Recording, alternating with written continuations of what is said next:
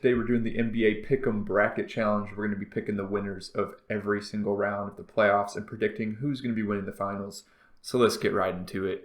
As you can see, I already started, before starting this video, we already put Denver in 4. The Timberwolves took care of the Thunder. Yeah, I just don't see this team doing much against the Nuggets. Jokic and company having a great run this season, and I think this is an easy win. Not a gentleman's sweep, we're going for the full 4-0. Phoenix Suns versus the Clippers. As we all know, Kevin Durant now on the Suns, and they've just been cooking ever since he's joined that team, and he's been playing for them. Clippers, on the other hand, while they did get Westbrook, and they have been doing all right, unfortunately, Paul George went down with injury recently, and it doesn't look like he's going to be back, at least for the beginning of the series. And I think with that, it's an easy pick for me. I've got to go with the Suns. We're going to go with like a gentleman's sweep here. They'll lose one to the Clippers in LA, but the Suns will get the 4-1 win over the Clippers. Sacramento and Golden State. I know a lot of people are not very high on the Kings. Believe me, they are a good team. They got Domantas Sabonis. De'Aaron Fox has been picking it up this year ever since Halliburton was traded away to Indiana. This team's got a lot going for him. Keegan Murray, Rookie of the Year candidate. He's not going to win it, of course,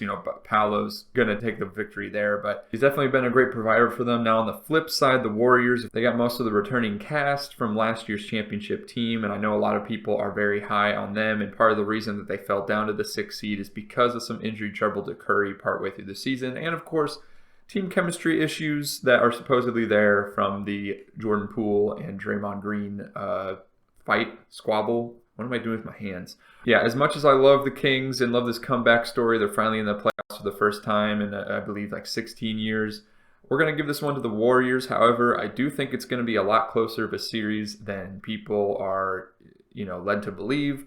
And I think this one could actually get down to 7 games. Now we got this wonderful matchup that people are pretty much 50-50 on, the Grizzlies and the Lakers. To be honest, I don't know why people are, putting the Lakers so high on the board here. I get it's LeBron. I get, he's back in the playoffs. Everyone's excited. I'm excited for LeBron to be back in the playoffs.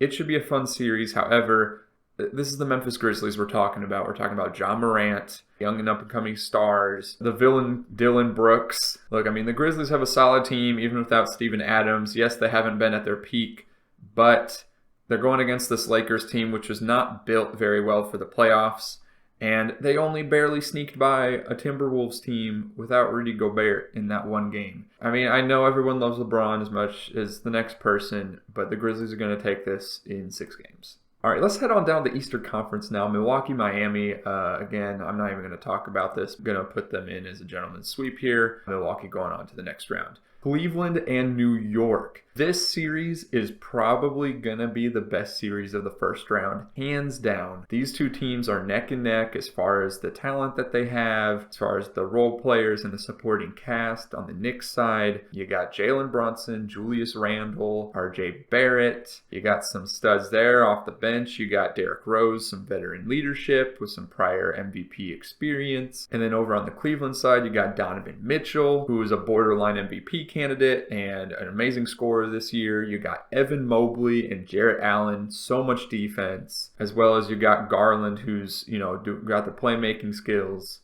along with the supporting cast off the bench as well. It's a tough one. This is a tough one to pick. It's definitely going to 7 games in my mind, but I'm going to have to give the edge to Cleveland just because of Donovan Mitchell. Absolutely clutch. I love Jalen Brunson. I'm not sure a lot of other Mavs fans feel the same way. I'm happy for him. Sad he couldn't do it in Dallas, but I get it. That being said, I'm going to have to take Cleveland in 7 games here. Philly and Brooklyn. Now, a lot of people not very high on Brooklyn. A lot of people didn't even think they were going to make the playoffs after they traded away Kyrie and Durant. However, if you look at the roster that they have, between Michael Bridges, Spencer Dinwiddie, Cam Johnson, some of those assets that they picked up, those guys are not bad players. There's a reason that they were a part of these trades for Kevin Durant and Kyrie Irving, okay? Like, they weren't just going to trade those stars up for scraps. They have a very good team, a lot of very good players. They just don't have like a 1-star player, unless you want to count Ben Simmons, I guess.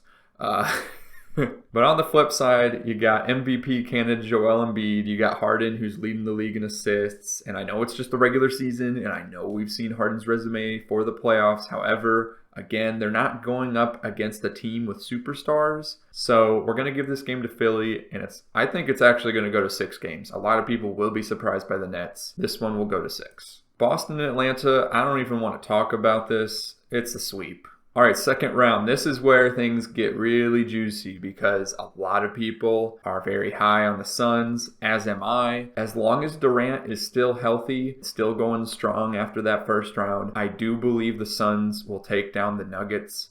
I don't think the record that they got in the regular season really shows how good this team can be. And again, as long as that starting lineup is healthy, and they're playing 30 to 40 minutes out of that entire game, chances are Durant's probably going to play 48, Booker's going to play 48. As long as those guys are able to maintain their conditioning and able to keep up with the pace, I don't see why the Suns wouldn't win. However, I do think it will be a tough contest still. Denver's no joke. This series will go to 7 games. This is where I start to lose a little bit of confidence in Memphis. I know I was just saying how they're not that bad of a team and they're actually pretty good even without Steven Adams. I'm talking about them taking down a Lakers squad. A Lakers squad that people were memeing and joking about throughout the first 3 quarters of the season, okay? I'm sorry, I gotta give it to the Warriors here. I don't know if Steven Adams will be back for this series or not. After the Warriors make it out of that Sacramento series, I don't see why they can't take out Memphis at that point. All right, Milwaukee and Cleveland. As much as I love Cleveland, like I was just talking about, their whole squad with the offense and defense and everything put together very well, a lot of young studs and a borderline MVP candidate, gonna have to give it to Giannis and the Bucks. Their defense is just too strong. They got too much length. Bucks in 6. Philly and Boston. Will Philly choke again? As much as they've choked in the past few years, I think they do have a legitimate chance to actually make it to the finals this year. However, Boston Celtics, even with the change in head coach this year, have still shown no signs of falling off. I got to give it to the Celtics, and I believe it'll go to 7 games. All right, Western Conference Finals, Suns and Warriors. I've been talking about how this Suns team is really good when their starting lineup is healthy. This is a legacy-defining moment for Durant right here because he's the one that left this Warriors team a few years ago and ever since then has not had significant playoff success, whereas Curry has gone on to win. So this series would be huge for Durant and for proving that he is the better player over Curry all time.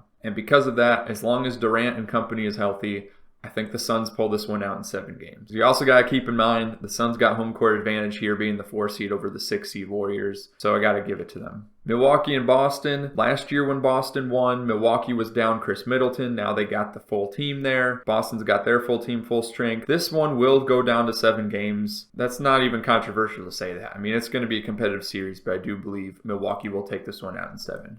So now we got the rematch of the 2021 NBA Finals. Phoenix Suns versus the Milwaukee Bucks. Man, do I hate the Suns as a Mavs fan. But this is where I gotta say, nah, I'm just kidding. Milwaukee's winning this. Bucks in 6. Bucks in 6.